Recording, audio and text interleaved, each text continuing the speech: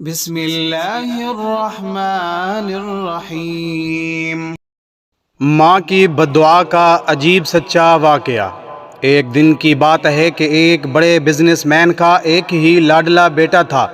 وہ بچہ باہر کسی کام سے گیا، پھر جب گھر آیا تو بچہ بے دہانی میں گھر میں داخل ہوا اور اچانک کسی چیز سے ٹکرا گیا اور وہ چیز ٹوٹ گئی۔ وہ چیز بچے کی نانی کی آخری نشانی تھی بچے کے ماں کے پاس۔ بچے کی ماں کو بہت دکھ ہوا۔ اس نے اپنے ہی بیٹے کو بددعا دے دی کہ خدا کرے تو کسی دیوار کے نیچے آ کر مرے اور تیری ہڈیاں ایسے ٹوٹیں جیسے یہ چیز ٹوٹی۔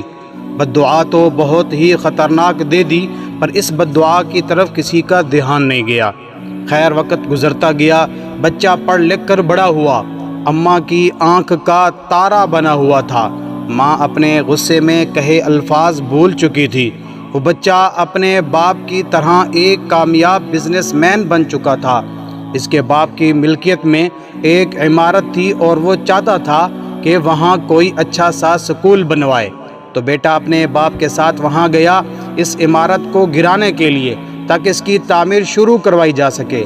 وہاں وہ اپنے باپ کے ساتھ موجود تھا کہ اچانک اس کے فون پر کسی کی کال آنے لگی اور وہ بے دہانی میں اسی دیوار کی طرف چلا گیا جو گرانے کی تیاری میں مکمل تھی، اور وہ وہاں کھڑا بات کر رہا تھا کہ اچانک دیوار گر گئی اور ایک چیخ کے ساتھ ہی سب اس طرف بھاگے، مگر تب تک بہت دیر ہو چکی تھی۔ وہ مر چکا تھا، بالکل ویسے ہی جیسے اسے اس کی ماں نے بددعا دی تھی۔ میرے معزز سامعین کرام، یہ ایک سچا واقعہ ہے۔ اس واقعہ سے ہم سب کو ایک سبق ملتا ہے۔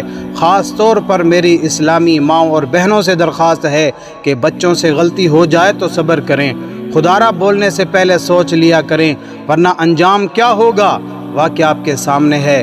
آج نہیں تو کل اس کی سزا ضرور ملے گی۔